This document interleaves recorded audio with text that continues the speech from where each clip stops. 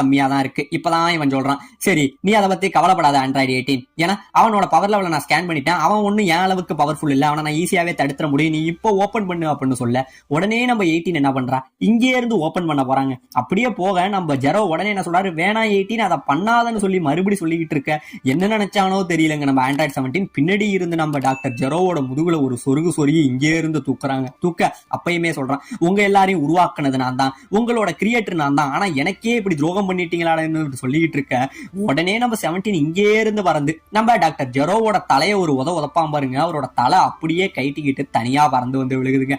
இதை பார்க்க சுத்தி உள்ள ஃப்ரெண்ட்ஸ்க்கு எல்லாம் பயங்கரமான ஷாக்கு. உருவாக்குனவனுக்கே இந்த நிலமடா, சண்டைக்கு வந்த நமக்கெல்லாம் என்ன நிலமடாங்கிற மாதிரி ஆச்சரியப்பட்டுக்கிட்டு இருக்க.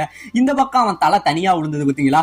உடனே நம்ம 17 இங்கே இருந்து பறந்து போய் அந்த தலையில காலை வச்சு அந்த தலையை மொத்தமா நசுக்கி சாகடிக்கிறாங்க. இப்ப இந்த பக்கம் உடனே நம்ம 17 என்ன சொல்றான், நம்ம கிர்லினை கூப்பிடுறான், ஏ மேன் நீ மட்டும் இங்க வா அப்படிங்கிற மாதிரி கூப்பிட நம்ம கிர்லினை